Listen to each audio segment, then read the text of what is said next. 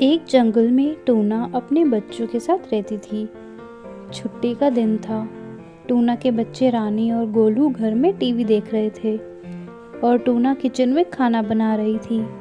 अचानक टूना की मम्मी का फ़ोन आता है गांव से। हाँ हाँ, मैं ज़रूर आऊँगी माँ। मगर ये हो कैसे गया? आप अपना बिल्कुल भी ध्यान नहीं रखती हो। चलो ठीक है, शाम को मैं आपके पास पहुँच जाऊँगी। आप बिल्कुल भी चिंता मत कीजिए। रानी और गोलू टूना की बात सुन के टूना के पास आते हैं। मम्मी, क्या हुआ? आप इतनी परेशान क्यों हैं? हाँ मम्मी, और कहाँ जाने की बात कर रहे हो आप? बेटा, तुम्हारी नानी सीढ़ियों से नीचे गिर गई हैं और उनके पैर में चोट आई है। डॉक्टर ने उन्हें आराम करने को कहा है और तुम्हारे नाना जी भी वहाँ नहीं हैं, इसलिए मुझे वहाँ जाना होगा। टूना अपनी पैकिंग करने लगती है और निकलने से पहले टूना बच्चों से कहती है, बच्चों, घर का ध्यान रखना। शाम को पापा आ ही जाएंगे और मैं भी पड़ोस की आंटी को भी बोल देती हूँ कि वो भी हमारे घर का ध्यान रखें। टूना बैग उठाकर घर से निकल जाती है और पड़ोस की आंटी चिंकी कबूतरी के पास जाती है। चिंकी बाहर ही खड़ी प्लांट्स में पानी डाल रही होती है। चिंकी टूना को देखकर उससे कहती है, अरे क्या हुआ, कहीं जा रहे हो क्या? हाँ चिंकी बहन, मैं मम्मी के यहाँ जा रही हूँ। उनकी तबीयत खराब है, बस उन्हीं से मिलने जा रही हूँ। क्या मेरे घर और बच्चों का ध्यान रख सकती हैं आप? हाँ हाँ, क्यों नहीं जी, मैं अच्छे से ध्यान रखूँगी तुम्हारे घर और बच्चों का। अजीब पड़ोसी होते ही किस लिए हैं जी? रानी और गोलू बाहर खेलने जाते हैं तो देखते हैं कि चिंकी अपना घर लॉक कर रही थी। गोलू उन्हें देख के बोलता है, आंटी, आप भी कहीं जा रही हो क्या?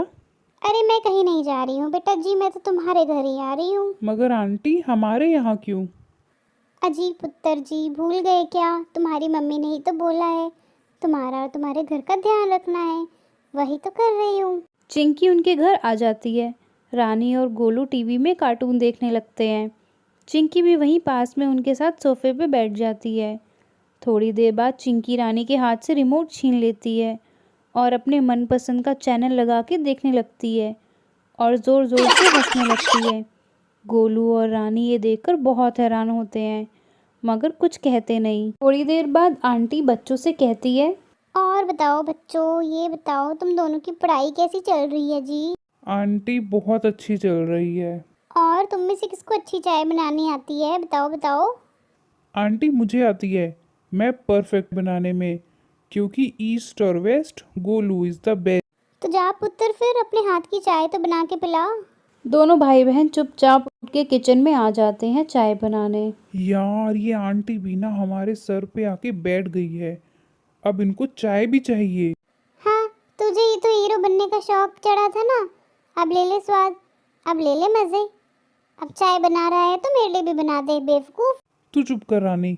इस आंटी को देख देख कर वैसे भी मेरा दिमाग खराब हो रहा है। ऐसी चाय पिलाऊंगा ना कि कभी चाय मांगेगी ही नहीं अब। गोलू चिंकी के लिए चाय लेकर जाता है। चिंकी टीवी देखने में लगी थी और चाय का कप उठाती है और आराम से पीने लगती है। अरे वाह पुत्र, क्या मस्त चाय बनाई है, बिल्कुल आंटी के पसंद की। मैंने तो ऐसे ही चाय पसंद है, एकदम कड़क। अरे यार, सारी मेहनत बेकार। इन्हें तो कुछ फर्क ही नहीं पड़ा। पता नहीं कब जाएगी ये आंटी। तभी अचानक रानी को भूख लगने लगती है। गोलू और रानी किचन में जाकर मैगी बनाने लगते हैं। तभी मैगी की खुशबू से आंटी किचन में आ जाती है। अरे वाह बच्चों, क्या बना रहे हो, बड़ी अच्छी खुशबू आ रही है। कुछ नहीं आंटी, बस मैगी बना रहे थे। अरे बेटा जी, भूल गए तुम्हारी मम्मी ने क्या कहा था, तुम्हारे खाने पीने का ध्यान मुझे ही रखना है। मेरे बच्चों, तुम थक गए होगे ना, लाओ मैं परोस देती हूँ मैगी। जाओ तुम जाकर टीवी देखो जी। रानी और गोलू हॉल में कार्टून देखने लगते हैं। कुछ देर बाद चिंकी आंटी 3 बॉल में मैगी लेकर आती है। एक साइज़ बड़ा और 2 साइज़ छोटे। छोटे बॉल रानी और गोलू के आगे रख देती है और बड़ा बॉल खुद के लिए रख लेती है। तभी अचानक डोरबेल बजती है और दोनों बच्चे भाग के दरवाजे पे जाते हैं और दोनों बच्चे प्यार से मम्मी को गले लगा लेते हैं। तभी चिंकी आंटी भी अपनी मैगी छोड़ के दरवाजे पे आ जाती है। अरे चिंकी बहन, आप यहाँ? अरे अरे अरे, मैं तो बस वो बच्चों को देखने ही आई थी, अब मुझे चलना चाहिए। अच्छा जी, नमस्ते जी, नमस्ते। मम्मी, आप अब हमें कभी भी इस तरह छोड़ के मत जाना। अरे क्या हुआ मेरे बच्चों, अभी तो मुझे गए हुए आधा दिन भी नहीं हुआ और तुम लोगों ने रोना शुरू कर दिया। मम्मी प्लीज़, अगर आप कभी जाएंगी तो आंटी को बिल्कुल भी मत बोलना कुछ। मगर हुआ क्या, कोई कुछ बताएगा भी मुझे? कुछ कहा क्या आंटी ने? तभी टूना की नज़र टेबल पे रखी मैगी पे पड़ी और वो सब कुछ समझ गई। ठीक है, अब मैं तुम्हें कभी इस तरह छोड़कर नहीं जाऊंगी, लेकिन एक बात तो है, आधे दिन में ही तुम्हें मम्मी की वैल्यू पता चल गई। सुंदरनगर के जंगल में टूना चिड़िया अपने पति राजू और सास के साथ रहती थी। टूना की नई नई शादी हुई थी। शादी से पहले उसे घर के कोई काम करने की आदत नहीं थी। उसने कभी की ही नहीं। वो बस दिन भर इंस्टाग्राम और फेसबुक पर रील्स बनाती थी।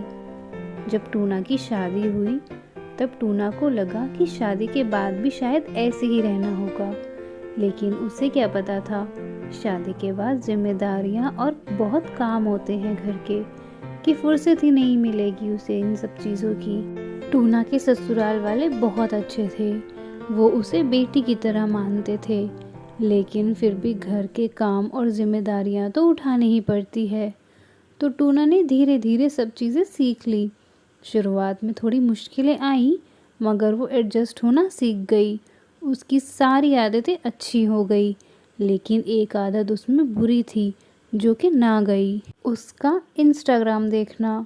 वो दिन भर बस इंस्टाग्राम पर रील्स देखती थी। जब भी मौका मिले, चाय पीते वक्त, सफाई करते वक्त, सोने से पहले, उठने के बाद, उसकी इसी आदत से उसका पति बहुत दुखी था। अरे टूना, इतनी रील्स मत देखा करो, कभी कुछ काम का भी देख लिया करो। बुक्स पढ़ा करो, पेंटिंग करो, या ऑनलाइन कुछ जॉब भी कर सकती हो। अजी हाँ, दिन भर काम करो, उसके बाद माइंड फ्रेश करने के लिए क्या रील्स भी नहीं देखूं क्या मैं अब? चलो ठीक है, जैसा अच्छा लगे। अब कम से कम चाय तो पिला दो मुझे। टूना रील्स देखते हुए चाय बनाने चली जाती है। एक दिन टूना के माँ बाबूजी आते हैं अपनी बेटी टूना से मिलने। अरे माँ बाबूजी, आप आ गए? अब आए हो तो खाना खा कर ही जाना। घर की जिम्मेदार बहू होने की वजह से टूना को उनके लिए खाना बनाना था। सबने बैठकर बहुत बातें की और टूना चली जाती है किचन में खाना बनाने। खाना बनाते बनाते जब खाना तैयार ही होने वाला था, टूना ने फिर से अपना इंस्टाग्राम खोल लिया और रील्स देखने लगी। रील्स देखते देखते उसे समय का पता ही नहीं चला और वो रील्स में इतना खो गई कि उसकी सारी मेहनत बर्बाद हो गई और सारा खाना जल गया। बाहर सब इंतज़ार कर रहे थे कि टूना आएगी और वो लोग खाना खाएंगे, लेकिन ये क्या, पूरे घर में बस धुआं ही धुआं हो गया। धुआं देखकर टूना की सास टूना से बोली, अरे टूना, ये क्या हो गया? सब ठीक तो है ना बेटा? जब सब देखने आए किचन में तो पता चला कि खाना जल गया है। तो टूना की सास ने उससे कहा, देखा बेटा, हम ना कहा करते थे तुम्हें इतना फ़ोन का नशा मत पालो। देखो क्या हुआ, तुम्हारे माँ और बाबूजी को भूखा रहना पड़ गया और तुम्हारी मेहनत भी बेकार हो गई। मुझे आप सब माफ़ कर दो, मुझसे बहुत बड़ी गलती हो गई। आज के बाद मैं कभी इंस्टाग्राम पे फालतू टाइम बर्बाद नहीं करूँगी। टूना को अपनी गलती का एहसास हो गया और उसने कसम खाई कि वो कभी इंस्टाग्राम पे फालतू टाइम बर्बाद नहीं करेगी। एक नदी में बहुत सारी मछली रहती थी। उसमें 3 दोस्त भी थे, जिसमें एक का नाम था टूना मछली, दूसरा था बंटी ऑक्टोपस और तीसरा था सोनू केकड़ा। ये भले ही एक दूसरे के बहुत अच्छे दोस्त थे, लेकिन स्वभाव में एक दूसरे से बिल्कुल अलग। टूना मछली समस्या आने से पहले उसका हल ढूंढ लेती, वहीं केकड़ा समस्या आने के बाद उसका हल ढूंढता, और बंटी ऑक्टोपस को तो क्या ही कहना, वो सिर्फ अपनी किस्मत पर ही निर्भर रहता। एक दिन शाम का समय था और एक मछुआरा नदी के पास से गुजर रहा था, और गुजरते गुजरते उसने बोला, अरे इस नदी पे कभी मेरी नजर क्यों नहीं पड़ी? कल सुबह सुबह आकर मछलियाँ पकड़ लूंगा बहुत सारी, और बाजार में बेच के बहुत सारे पैसे कमा लूंगा। टूना मछली मछुआरे की बात सुन लेती है और भागकर बंटी और सोनू के पास जाती है। अरे दोस्तों, मुझे तुम्हें बहुत इम्पोर्टेंट बात बतानी है। कल सुबह सुबह एक मछुआरा बहुत बड़ा जाल लेकर आएगा और हम सबको पकड़ कर ले जाएगा। चलो जल्दी से हम पुरानी गुफा में जाके छुप जाते हैं। अरे टूना मछली, अभी तो मछुआरे ने बस बोला है, आया थोड़ी है। क्या पता सुबह उसकी आंखें ना खुले। जब वो आएगा तब देख लेंगे क्या करना है और कैसे बचना है। अरे तुम दोनों इतना क्यों सोच रहे हो? होना तो वही है जो किस्मत में लिखा है। मैं तो आराम से बैठूंगा, मुझे अपनी किस्मत पे पूरा यकीन है। तुम दोनों तो बस बातें करते रहो, मैं तो जा रही हूँ दूसरी नदी में। टूना मछली वहाँ से जब चली जाती है तो सुबह में मछुआरा भी पहुँच जाता है समय से। सोनू केकड़ा सोचने लगता है कि अब क्या करा जाए और वो भाग के बंटी के पास चला जाता है।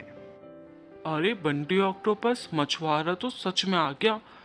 टूना मछली की बात तो एकदम सही निकली। अब हम क्या करें? अरे रुको, मेरे पास एक आइडिया है। चलो हम चल के पुरानी गुफा में छुप जाते हैं। उस गुफा में तो मछुआरे का जाल पहुंच ही नहीं सकता। अरे सोनू केकड़े, मछुआरे को जाल फेंकने दो, कौन सा हम उसमें फंस जाएंगे। इतनी सारी मछलियां हैं नदी में, हमारा नाम थोड़ी लिखा है उसके जाल में। देखना कुछ नहीं होगा, तुम बस बैठे रहो यहीं पे। बंटी की बात सुनकर सोनू केकड़ा वहाँ से चला जाता है और पुरानी गुफा में छुप जाता है। मछुआरा अपना जाल फेंकता है और उसमें हमारा बंटी ऑक्टोपस फंस जाता है। काश मैंने टूना मछली और सोनू केकड़े की बात सुन ली होती तो मैं अभी उनके साथ होता, ना कि इस जाल में। टूना मछली और सोनू केकड़े से रहा नहीं जाता और वो तुरंत भागकर आते हैं और बंटी ऑक्टोपस और बाकी मछलियों को बचा लेते हैं। पहले ही चेतावनी दी थी तुमको, बट तुम तो सुनते ही नहीं। क्या होता अगर हम ना आ पाते? क्या होता अगर हमसे जाल नहीं कट पाता?